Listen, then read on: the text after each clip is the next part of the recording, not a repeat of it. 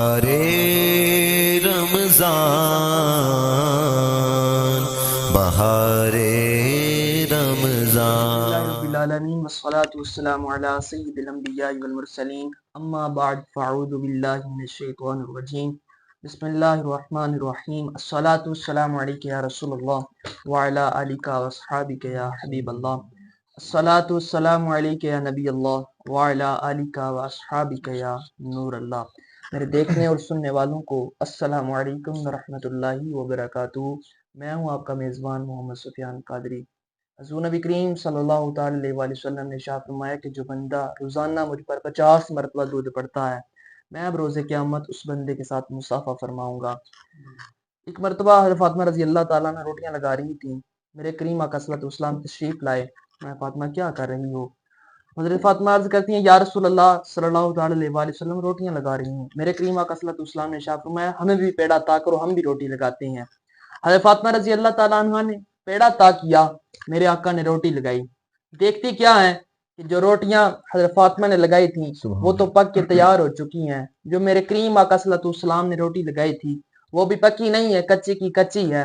تو حضرت فاطمہ رضی اللہ تعالیٰ عنہ پوچھتی ہیں کہ آقا جو روٹیاں میں نے لگائی تھیں وہ تو پک کے تیار ہو چکی ہیں، جو روٹی آپ نے لگائی ہے وہ بھی پکی نہیں ہے، کچی کی کچی ہے۔ تو میرے کریم آقا صلی اللہ علیہ وسلم نے ارشاد فرمایا فاطمہ جس کو میرا ہاتھ ٹچ کر جائے، مس کر جائے، اسے دنیا کی آگ گیا، اسے تو جہنم کی آگ بھی نہیں چھو سکتی۔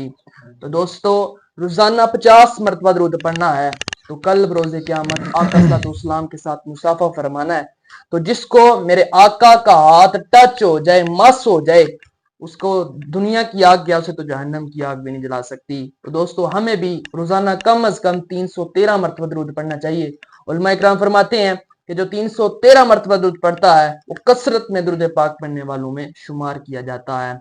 آج 15 رمضان المبارک ہے، تو آج کے ہمارے مہمان بہت ہی پیاری شخصیت حضرت علامہ مولانا نعمان قادری اتاری صاحب آج کے ہمارے مہمان بنے۔ علامہ صاحب آپ کو دل کی اتھا گہرائیوں سے خوش آمدید کہتا ہوں، اور ان کے ساتھ یہ ثناخان مصطفیٰ محمد ضیاء اتاری صاحب، میں آپ کو بھی ویلکم کرتا ہوں، دل کی اتھا گہرائیوں سے آپ کا بھی خوش آمدید کرتا ہوں۔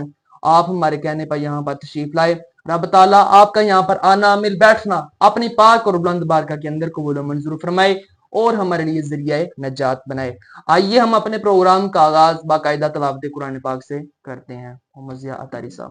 اعوذ باللہ من الشیطان الرجیم، بسم اللہ الرحمن الرحیم، والضحى والليل إذا سجى ما ودعك ربك وما قلى وللآخرة خير لك من الأولى ولسوف يعطيك ربك فترضى ألم يجدك يتيما فآوى ووجدك ضالا فهدى ووجدك عائلا فأغنى فأما اليتيم فلا تقهر وأما السائل فلا تنهر وأما بنعمة ربك فحدث صدق الله العظيم۔ صلی اللہ علیہ یا رسول اللہ وسلم علیک یا حبیب اللہ میرے خیالات دے وچ مدینہ میرے لباں تے نبی نبی میرے خیالات دے وچ مدینہ میرے لباں تے نبی نبی میں ساری دنیا تو خوش نصیبہ میں ساری دنیا تو خوش نصیبہ میرا ترانہ محمدی ہے میرے خیالات دے وچ مدینہ میرے لباں تے نبی نبی سنو فقیروں یقین ہے کہ کریم آقا کے در پہ جاؤ سنو فقیروں یقین ہے کہ کریم آقا کے در پہ جاؤ کسے بھی منگتے نو موڑدا نہیں کسے بھی منگتے نو موڑدا نہیں مدینے والا بڑا سخی ہے میرے خیالات دے وچ مدینہ میرے لباں تے نبی نبی نبی دے نو تخت شاہی حقیر لگدا ایسا خدا دی نبی دے نو تخت شاہی حقیر لگدا ایسا خدا دی جنوں ترس دے نے بادشاہ بھی جنوں ترس دے نے بادشاہ بھی حضور دے درد نوکری میرے خیالات دے وچ مدینہ لباں تے نبی نبی کوئی نہ منے تے گل بکری مگر یہ فیضان مصطفیٰ کوئی نہ منے تے گل بکری مگر یہ فیضان مصطفیٰ علی دا ذکر ازل تو جاری علی دا ذکر ازل تو جاری علی دا چرچا گلی گلی علی دا ذکر ازل تو جاری علی دا چرچا گلی گلی میرے خیالات دے وچ مدینہ میرے لباں تے نبی نبی ماشاءاللہ سبحان اللہ یہ تھے محمد ضیاء عطاری صاحب جو کہ اپنی خوبصورت آواز کے ساتھ نعت پیش کر رہے تھے اللہ تبارک و تعالیٰ ان کی آواز میں مزید برکت عطا فرمائے ان کا پڑھنا اپنی پاک اور بلند بارگاہ کے اندر قبول و منظور فرمائے آئیے ہم لاما صاحب کی طرف بڑھتے ہیں اور اپنے پروگرام میں پہلا سوال پیش کرتے ہیں لاما صاحب ہمیں سیرت صحابہ کے بارے میں کچھ ارشاد فرمائیں بسم اللہ الرحمن الحمدللہ رب العالمین والصلاة والسلام على سید الانبیاء والمرسلین اما بعد فاعوذ باللہ من الشیطان الرجیم بسم اللہ الرحمن الرحیم قال اللہ تبارک و تعالی فی شان حبیبہ ان اللہ وملائکتہ یصلون علی النبی یا ایہا الذین آمنوا صلوا علیہ وسلموا تسلیما الصلاۃ والسلام علیک یا رسول اللہ وعلی آلک واصحابک یا حبیب اللہ الصلاۃ والسلام علیک یا نبی اللہ وعلی آلک واصحابک یا نور اللہ بندہ پروردگارم امت احمد نبی دوست چار یارم تابع اولاد علی مذہب حنفیہ دارم ملت حضرت خلیل خاک پائے غوث اعظم زیر سایہ ہر ولی اللہ تبارک و تعالیٰ کی حمد و ثنا اس کے پیارے حبیب حبیب لبیب نبی مکرم نور مجسم احمد مجتبی محمد مصطفیٰ صلی اللہ علیہ وآلہ وسلم کی بارگاہ بے پناہ پر درود و سلام کا نذرانہ پیش کیا۔ میرے نبی کریم صلی اللہ علیہ وآلہ وسلم کا ایک فرمان ہے، میرے نبی نے فرمایا کہ 3 شخص ایسے ہیں جو بدبخت ہیں، اللہ، جن کے اندر بدبختی کی علامت پائی جاتی ہے۔ پوچھا گیا یا رسول اللہ کون کون سے وہ شخص ہیں؟ میرے نبی نے فرمایا تم میں سے جو کوئی رمضان کا مہینہ پائے اور اپنی بخشش نہ کروا سکے وہ بھی بدبخت ہے۔ اللہ، دیکھیں رمضان کا مہینہ چل رہا ہے، بے شک، اپنی بخشش کا سامان کر لیجئے، اپنی بخشش کے لیے اللہ تعالیٰ کی بارگاہ میں دعائیں کر لیجئے، عبادات کر لیجئے، خوب اللہ تعالیٰ کی حمد و ثنا کیجئے۔ پوچھا گیا یا رسول اللہ دوسرا شخص کون ہے؟ میرے نبی کریم صلی اللہ علیہ وآلہ وسلم نے فرمایا وہ جو اپنے والدین میں سے کسی ایک کو پائے یا دونوں کو پائے، بڑھاپے میں ان کو پائے اور ان کی خدمت کر کر وہ جنت واجب نہ کروا لے، فرمایا وہ بھی بدبخت ہے۔ اور تیسرا پوچھا گیا یا رسول اللہ تیسرا کون ہے؟ تو میرے نبی کریم صلی اللہ علیہ وآلہ وسلم نے فرمایا کہ وہ شخص جس کے پاس میرا ذکر ہو اور وہ مجھ پر درود نہ پڑے، فرمایا وہ بھی بدبخت ہے۔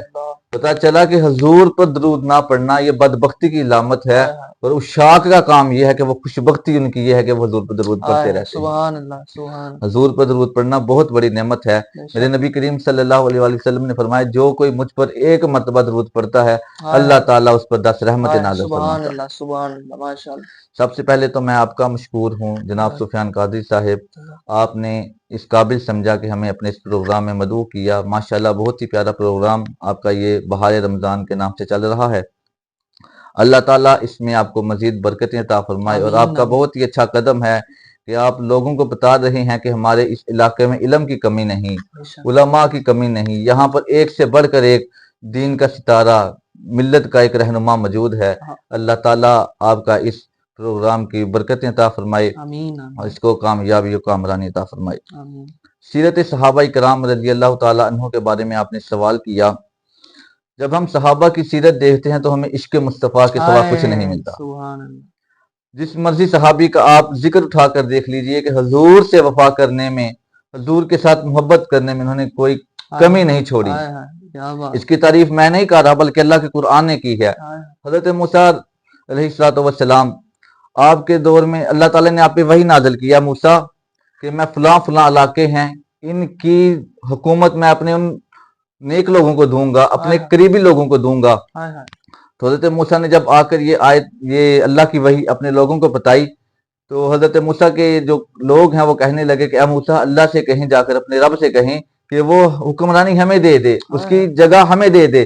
تو حضرت موسیٰ جاتے ہیں دوبارہ اللہ کے پاس، کوہ طور پر جا کر سوال کرتے ہیں یا اللہ میری قوم کے لوگ کہہ رہے ہیں کہ یہ جو تو نے جگہ کی حکمرانی دینی ہے ان کو دینی ہے وہ ہمیں دے دی جائے، کہ یہ میری قوم کے لوگوں کو حکمرانی دے دی جائے۔ اللہ نے کہا کہ ان کو حکمرانی کیسے دے دوں؟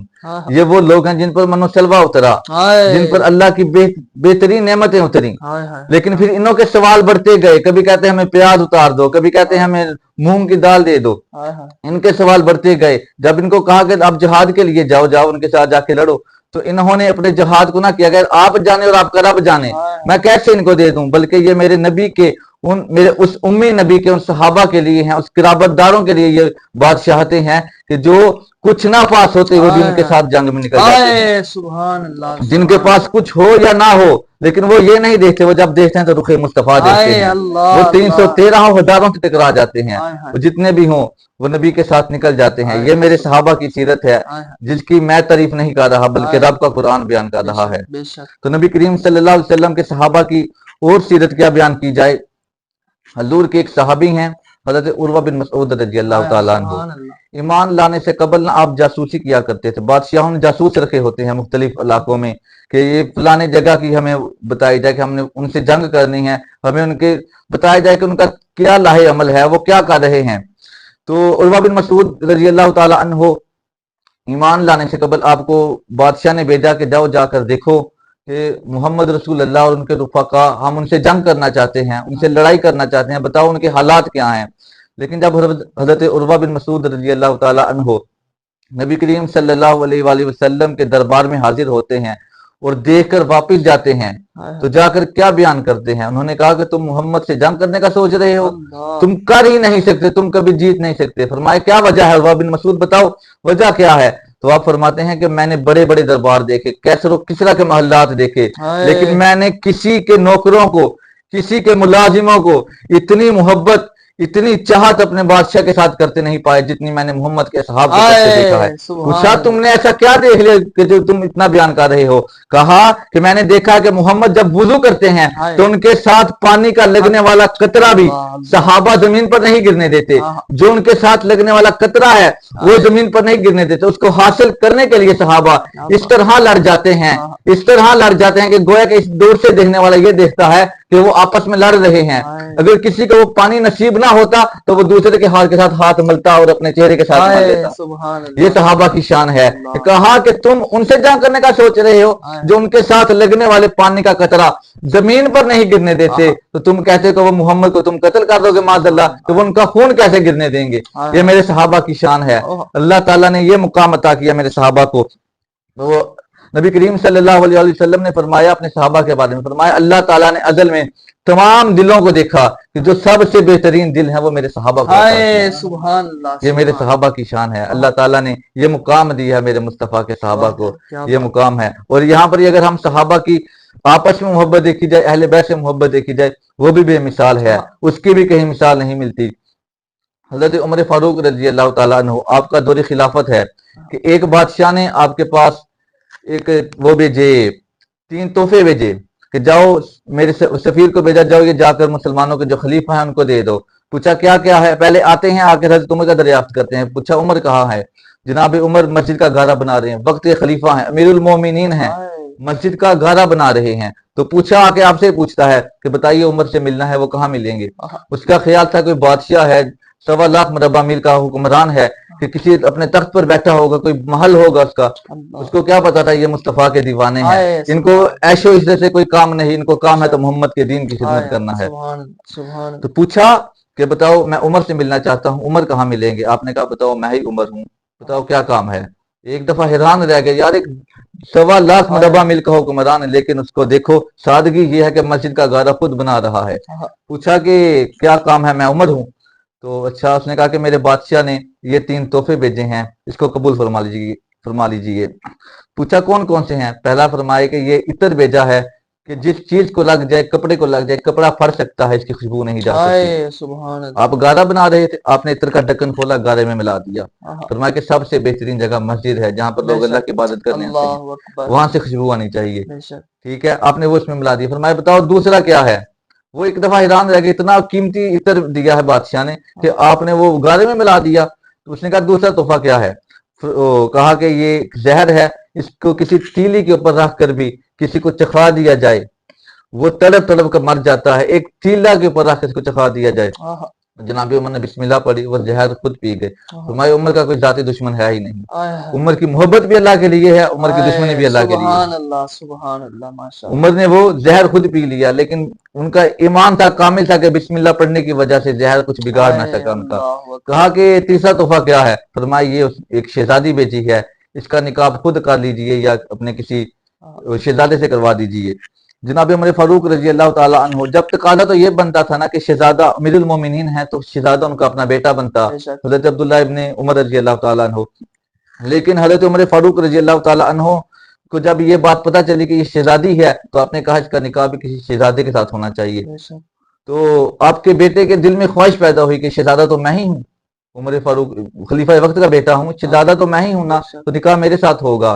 تو حضرت عمر فاروق رضی اللہ تعالیٰ عنہ نے اپنے بیٹے کو نہیں بلایا، آپ نے کہا جاؤ حسین ابن علی کو بلا کر لاؤ. آئے سبحان اللہ. حضرت امام حسین کو بلایا گیا. حضرت امام حسین کو بلا کر حضرت عمر نے کہا کہ میں اس کا نکاح اس سے کرنا چاہتا ہوں، اس شہزادی کا نکاح اس حسین سے کرنا چاہتا ہوں. تو آپ کے بیٹے نے پوچھا اے ابا جان وقت کا شہزادہ میں ہوں، آپ کا بیٹا میں ہوں، یہ حق میرا بنتا ہے. آپ نے کہا چپ کرو بیٹھو، تمہیں پتا نہیں کہ کیا تمہارا باپ عمر حسین کے باپ کی طرح کا ہے، کیا تمہاری ماں حسین کے باپ کی طرح کی ہے، حسین کی ماں کی طرح کی ہے، کہ تمہارا نانا حسین کے نانا کی طرح کا ہے. جاؤ پہلے ان جیسا نانا لے کر آؤ، جاؤ پہلے ان جیسا باپ لے کر آؤ، جاؤ پہلے ان جیسی ماں لے کر آؤ، پھر آنا کہ تمہارا نکاح اس سے کیا جائے.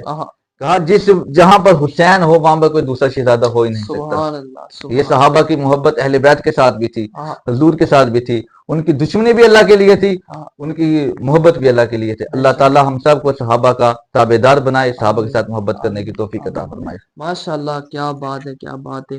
علامہ صاحب دوسرا سوال جو ہمارے ناظرین نے پوچھا ہے کہ اہل بیت سے پیارا سوال ہے. اہل بیت کے بارے میں مختلف اقوال ہیں. قرآن پاک نے بھی اہل بیت کو بیان کیا ہے، حدیث میں بھی ذکر ملتا ہے اہل بیت کا، لیکن اس کا جو جامع اور ایک بہت ہی پیارا جو جواب ہے وہ شیخ عبدالحق محدث دہلوی نے اپنی کتاب میں لکھا ہے.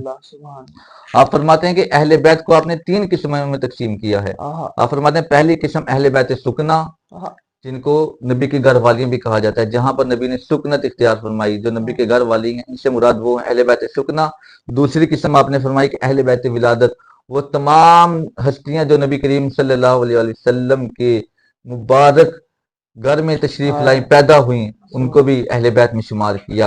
اور تیسرا آپ نے فرمایا کہ تیسری اہل بیت نسب، اہل بیت نسب وہ 4 جو ہیں، حضرت علی رضی اللہ تعالیٰ عنہ کی آل، آل حارث، آل جعفر اور آل عقیل، یہ بھی اہل بیت میں شمار کیا. کہ بہت اختلاف تھا اس کے اندر کہ آیات میں بھی اہل بیت کا ذکر ہے، قرآن اس کے اندر بھی، احادیث میں بھی ذکر ہے، لیکن شیخ عبدالحق محدث دہلوی نے بہت ہی پیارا اور جامع ایک یہ بیان فرما دیا کہ 3 قسمیں کار دی، جس کے اندر قرآن بھی آ گیا، حدیث بھی آ گئی. لیکن کچھ لوگ نا کیا نام لیتے ہیں، سفیان بھائی، وہ لیتے ہیں کہ ایک حدیث مبارک، حدیث قصہ حضرت عائشہ رضی اللہ تعالیٰ عنہ سے روایت ہے کہ نبی کریم صلی اللہ علیہ وسلم وہ چادر لے کے اوڑے ہوئے تھے، تو سیاہ چادر تھی، اوپر کجاوے بنے ہوئے تھے. تو نبی کریم صلی اللہ علیہ وسلم کے پاس حضرت حسین رضی اللہ تعالیٰ عنہ آئے، نبی کریم صلی اللہ علیہ وسلم نے ان کو بھی چادر میں لے لیا. حضرت حسن آئے، ان کو بھی چادر میں لے لیا. حضرت امام حسین، حضرت علی رضی اللہ تعالیٰ عنہ آئے، ان کو بھی چادر میں لے لیا. بی بی فاطمہ رضی اللہ تعالیٰ عنہ آئی، ان کو بھی چادر میں لے لیا. تو آپ نے چادر میں لے کر فرمایا وہ جو آیت ہے انما یرید اللہ لیذھب عنکم الرجس اہل البیت ویطہرکم تطہیرا، یہ آیت بیان کی. اس کی راوی حضرت عائشہ صدیقہ رضی اللہ تعالیٰ عنہ ہے. دیکھیے نا کہ شان اہل بیت بیان ہو رہی ہے، لیکن راوی صحابی کی بیٹی ہیں. ٹھیک ہے نا، اس سے پتہ چلتا ہے کہ ان میں کوئی اختلاف نہیں تھا، یہ بلکہ کوئی باہمی پیار، ایک محبت تھا ان کا. ٹھیک ہے نا. بعض لوگ اس حدیث کو صرف مراد لیتے ہیں.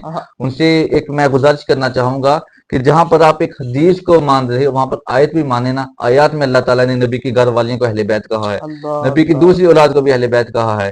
ٹھیک ہے نا. اسی طرح جہاں پر اہل بیت کو حدیث سے مانا جائے وہاں قرآن سے بھی مانا جائے. مساء نے بہت ہی پیارے انداز کے ساتھ ہماری رہنمائی فرمائی ہے اور یہ بتایا کہ اہل بیت سے مراد کون ہے. سے علامہ صاحب بغض رکھنے والوں کا انجام، اس کے بارے میں تھوڑی سی وضاحت. اللہ اکبر کبیرہ. صحابہ سے بغض رکھنے کے بارے میں نبی کریم صلی اللہ علیہ وآلہ وسلم نے فرمایا کہ میرے صحابہ سے ڈرو، اللہ سے ڈرو ان کے بارے میں، کہ جس نے ان سے محبت کی اس نے مجھ سے محبت کی، اور جس نے ان سے بغض رکھا اس نے میری وجہ سے ان سے بغض رکھا، سبحان اللہ. اور جس نے انہیں ایذا دی اس نے مجھے ایذا دی. بے شک. اور فرمایا کہ جس نے مجھے ایذا دی اس نے اللہ کو ایذا دی. فرمایا کہ جس نے اللہ کو ایذا دیا ان قریب اللہ اس کی پکڑ فرمائے گا. آگے نبی کریم صلی اللہ علیہ وآلہ وسلم کی ایک اور حدیث ہے کہ نبی کریم نے فرمایا کہ میرے صحابہ کے بارے میں اللہ سے ڈرتے رہنا، ان کو میرے بعد نشانہ نہ بنانا بے شک کہ قرب قیامت ایک ایسی قوم آئے گی جو میرے صحابہ پر شب و ستم کرے گی، معاذ اللہ۔ اللہ اللہ فرمائے کہ تم نہ ان کے ساتھ بیٹھنا، آہا، نہ ان کے ساتھ کھانا، نہ ان کو ڈالنا، آہا، ٹھیک ہے، نہ اللہ ان کے ساتھ کھانا، نہ بیٹھنا، نہ ان کو ڈالنا، نہ ان کے اگر مر جائیں تو جنازے پہ نہ جانا، اگر پیدا ہو تو ان کی خوشی میں شریک نہ ہونا، اور نہ ان کے ساتھ شادی کرنا، نہ ان کے ساتھ کوئی رشتہ بنا، آئے آئے کیا بات ہے، کیا ٹھیک ہے بات نا۔ یعنی کہ جو صحابہ کرام کے ساتھ بغض رکھنے والے ہیں، صحابہ کے ساتھ نفرت کرنے والے ہیں، ان سے قطع تعلق کا حکم ہمیں حضور نے دیا ہے۔ آئے حضور نے کہا ہے کہ ہمیں ان کے ساتھ تعلق ختم کرنا ہے۔ بے شک بے شک، کیا بات ہے۔ آئیے ہم اپنے پروگرام میں ایک نعت پیش کرتے ہیں۔ کعبے کی رونق کعبے کا منظر، اللہ اکبر اللہ اکبر، کعبے کی رونق کعبے کا منظر، اللہ اکبر اللہ اکبر، دیکھو تو دیکھے جاؤں برابر، دیکھو تو دیکھے جاؤں برابر، اللہ اکبر اللہ اکبر، حمد خدا سے تر گئے زبانیں، کانوں میں رس گولتی گئے اذانیں، حمد خدا سے تر گئے زبانیں، کانوں میں رس گولتی گئے اذانیں، بس ایک صدا آ رہی ہے برابر، اللہ اکبر اللہ اکبر، کعبے کی رونق کعبے کا منظر، اللہ اکبر اللہ اکبر، تیرے حرم کی کیا بات مولا، تیرے کرم کی کیا بات مولا، تیرے حرم کی کیا بات مولا، تیرے کرم کی کیا بات مولا، تا عمر کر دے آنا مقدر، تا عمر کر دے آنا مقدر، اللہ اکبر اللہ اکبر، کعبے کی رونق کعبے کا منظر، اللہ اکبر۔ ماشاءاللہ، یہ تھے محمد ضیاء، بہت ہی پیارے انداز کے ساتھ حضور کی ثنا خوانی کر رہے تھے۔ اللہ تعالیٰ ان کی آواز میں مزید برکت عطا فرمائے۔ آئیے ہم علامہ صاحب کی طرف بڑھتے ہیں اور سوال پیش کرتے ہیں۔ علامہ صاحب، صحابی کس طرح بنتا ہے، اس کے بارے میں تھوڑی رہنمائی فرمائیں۔ بسم اللہ الرحمن الرحیم۔ صحابی بننے کے لیے جو شرط ہے وہ نیک ہونا نہیں، وہ اگرچہ علیحدہ بات ہے کہ حضور کے سارے صحابی نیک ہیں، پرہیزگار ہیں، متقی ہیں، ٹھیک ہے نا، علم والے ہیں، سارے تقوی والے ہیں، لیکن جو نفسی فی نفسی ہی صحابی بننے کے لیے اس کا عمل شرط نہیں، اس کا نیک ہونا شرط نہیں۔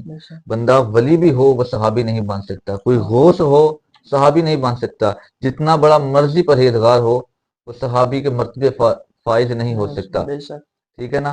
صحابی بننے کے لیے فقط ایک ہی شرط ہے، وہ دیدار مصطفیٰ ہے۔ اللہ سبحان اللہ، جس نے ایمان کی حالت میں دیدار مصطفیٰ کیا اور ایمان کی حالت میں ہی دنیا سے رخصت ہو گیا، اس کو صحابی کہا جاتا ہے۔ تو اس سے پتہ چلا کہ جہاں پر عمل کا کوئی دخل ہی نہیں ہے، ٹھیک ہے نا، کہ اس کے عمل کے بارے میں سوال ہی نہیں ہے، صرف بات دیدار مصطفیٰ کی ہے اور شرف صحابیت مل جاتا ہے، ٹھیک ہے نا۔ وہاں پر پھر صحابہ کے اعمال کے بارے میں ہمیں بحث نہیں کرنی چاہیے، جو ان سے کوئی مشاجرات ہو گئے اس کے بارے میں ہماری بحث نہیں کرنی چاہیے، کہ صحابی بننے کے لیے اگر فقط شرط ہے تو وہ صرف کیا ہے، دیدار مصطفیٰ ہے۔ دیدار مصطفیٰ کے بعد وہ اللہ کے فرمان میں آ جاتے ہیں، وَكُلًّا وَعَدَ اللَّهُ الْحُسْنَىٰ، کہ اللہ نے تمام کے ساتھ بلائی کا وعدہ کر لیا ہے۔ جب اللہ نے وعدہ بلائی کا کر لیا ہے تو تب ہمیں بھی ان کا ذکر جب بھی کرنا چاہیے خیر کے ساتھ کرنا چاہیے۔ حضرت غوث پاک رضی اللہ تعالیٰ عنہ، بعض لوگ حضرت امیر معاویہ رضی اللہ تعالیٰ عنہ پر شب و ستم معذلہ کرتے ہیں. جناب غوث پاک بہت بڑے ولی ہیں. ایک مرتبہ کیا فرماتے ہیں کہ میرا قدم تمام ولیوں کی گردنوں پر ہے. اللہ ٹھیک ہے نا. سبحان اللہ. تو غوث پاک فرماتے ہیں, ان سے پوچھا گیا کہ آپ امیر معاویہ کے بارے میں کیا فرماتے ہیں؟ تو غوث پاک نے فرمایا کہ جس جگہ سے امیر معاویہ کا گھوڑا گزرے اور وہاں سے جو خاک اڑ کر اللہ اس گھوڑے کے ناک میں پڑے, میں اپنے آپ کو اس قابل بھی نہیں سمجھتا. اللہ اکبر سبحان اللہ سبحان یہ صحابہ کی شان ہمیں غوث پاک نے بھی بتائی ہے, اور علماء بھی یہی بتاتے ہیں کہ صحابی سے جب اللہ نے بلائی کا وعدہ کر لیا ہے تو ہمیں بھی صحابہ کے ساتھ ان کا ذکر خیر سے ہی کرنا چاہیے. ہاں سبحان اللہ سبحان اللہ. بے شک ایسے ہی. آئیے ہمارے پروگرام کا وقت بھی اختتام کی جانب بڑھ رہا ہے, اور ہم اپنے پروگرام میں آخری سوال پیش کرتے ہیں. علامہ صاحب, آج 15 رمضان مبارک ہے سبحان اور اللہ. امام حسن کی ولادت کا دن بھی ہے, تو ہمیں امام حسن کے بارے میں کچھ ارشاد فرما دیں. بسم اللہ الرحمن الرحیم. امام حسن رضی اللہ تعالیٰ عنہ 15 رمضان مبارک 3 ہجری کو حضرت فاطمہ الزہرا کے گھر آیت سورہ کوثر کی پہلی تفسیر بن کر نازل ہوئی. اللہ کہ سبحان صحابہ کرام رضی اللہ تعالیٰ عنہم کے دور میں جب نبی کریم صلی اللہ علیہ وسلم کے اولاد پاک جب وفات پا جاتی, جو اولاد حضور کی بیٹے ہوئے وہ وفات پا گئے, تو لوگوں نے حضور صلی اللہ علیہ وسلم کو معاذ اللہ تانے دینے شروع کر دیے کہ آپ بے اولاد ہیں, آپ کی تو اولاد ہی نہیں, آپ نبی ہونے کا دعویٰ کرتے ہیں لیکن آپ کے اپنے بیٹے ہی نہیں ہیں. تو تب اللہ تعالیٰ نے سورہ کوثر میں ارشاد فرمایا تھا, بے شک یہی ابتر ہیں جو آپ کو محبوب کہتے ہیں, ان کی نسلیں تباہ ہوں گی لیکن آپ کی نسل تو قیامت تک چلنی ہے. سبحان اللہ ٹھیک ہے سبحان نا. اللہ. جب ہم دیکھتے ہیں آج بھی سیدوں کا چراغ روشن ہے, آج بھی نبی کی آل کے چراغ روشن ہے. نبی کریم صلی اللہ علیہ وآلہ وسلم نے فرمایا کہ لوگوں کی نسلیں ان کے باپ کی وجہ سے چلتی ہیں, اور میری نسلیں میری بیٹی فاطمہ کی وجہ سے سبحان چلیں گی. اللہ سبحان اللہ. ٹھیک کیا ہے نا. بات ہے. حضرت فاطمہ رضی اللہ تعالیٰ عنہ کے ہاں آپ کی 15 رمضان المبارک 3 ہجری کو ولادت ہوئی. آپ رضی اللہ تعالیٰ عنہ ایک بہت ہی نیک اور پرہیزگار شخصیت تھے. کثرت کے ساتھ آپ صدقات دیا کرتے تھے. بعض اوقات آپ نے اپنے گھر کا پورا مال ہی صدقہ کر دیا, کبھی آدھا مال صدقہ کر دیا کرتے تھے. اتنا آپ اللہ کی راہ میں صدقہ کرنے والے تھے. اور نبی کریم صلی اللہ علیہ وآلہ وسلم آپ سے بے انتہا پیار فرماتے تھے, اتنا پیار فرماتے کہ نبی کریم صلی اللہ علیہ وآلہ وسلم حضرت حسن رضی اللہ تعالیٰ عنہ کو اپنے کاشان مبارک پر اٹھا کر گلیوں میں گھما کرتے تھے, لے کر نکلا کرتے تھے.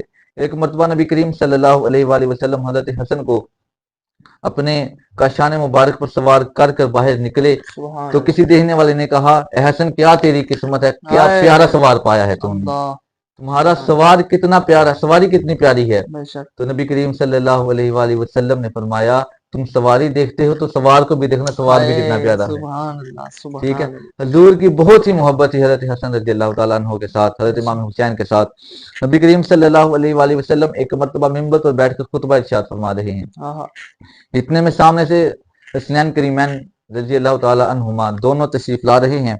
تو آپ دیکھتے ہیں کہ حضرت حسن رضی اللہ تعالیٰ عنہ کا کیچڑ میں پاؤں لگنے کی وجہ سے آپ گر جاتے ہیں. تو حضور منبر چھوڑ کر حسن کو اٹھانے چلے جاتے ہیں. حضور نے حسن کے لیے اپنا منبر چھوڑ دیا اور جا کر اٹھایا, اٹھا کر لا کر پاس بٹھایا. تو حضور نے فرمایا کہ واقعی اللہ کا بہت ہی اللہ نے جو فرمایا ہے کہ تمہاری مال اور اولاد تمہاری آزمائش ہیں, یہ میرا بیٹا حسن جس سے میں بہت پیار کرتا ہوں, اللہ میں اس سے پیار کرتا ہوں, تو بھی اس سے پیار فرما. سبحان اللہ. ٹھیک ہے. نبی کریم صلی اللہ علیہ وآلہ وسلم نے فرمائی, یہ میرا سردار بیٹا حسن, ان کے بارے میں فرمائے کہ یہ مسلمانوں کے 2 بڑے گروہوں میں صلح کروائے گا. تو آپ نے بتایا کہ آپ نے بادشاہت کو چھوڑ کر مسلمانوں کو جمع کیا, امت کو جمع کیا. آپ کو اس پر آپ کے جو شوکت ساتھ نام نے ہاتھ, جو منافقین آپ کے ساتھ تھے, جو پہلے جو صلح ہونے سے پہلے آپ کے نعرے لگاتے تھے, آپ کے ساتھ رہتے تھے, انہوں نے صلح کے بعد آپ کو معاذ اللہ ڈنڈے بھی مارے, لیکن آپ نے اپنی گدی کو نہیں دیکھا, اپنے مقام کو نہیں دیکھا, آپ نے دیکھا تو حضور کی امت کو دیکھا. آپ نے اپنی خلافت قربان کر دی لیکن آپ نے حضور کی امت کو جوڑ دیا, آپ جامع امت بھی ہیں. اللہ تبارک و تعالی حضرت حسن رضی اللہ تعالیٰ عنہ کے صدقے ہمارے اوپر اپنا خاص رحم و کرم فرمائے, ان کی برکتیں ہمیں نصیب فرمائے. آمین بجاہ النبی الامین برحمتک یا ماشاءاللہ. یہ چکی سیدہ کی چل رہی ہے, زمانہ جتنا لنگر کھا رہا ہے. ماشاءاللہ. علامہ صاحب نے بہت ہی احسن طریقے کے ساتھ ہماری رہنمائی فرمائی، سیرت صحابہ کے بارے میں بتایا، امام حسن کے بارے میں بتایا، صحابہ سے بغض رکھنے والوں کا انجام اس کے بارے میں بتایا، صحابی کس طرح بنتا ہے اس کے بارے میں بتایا۔ رب تعالیٰ ان کا پڑھنا، ہمارا سننا اپنی پاک اور بلند بارگاہ کے اندر قبول و منظور فرمائے اور ہمارے لیے ذریعہ نجات بنائے۔ السلام علیکم ورحمۃ اللہ وبرکاتہ۔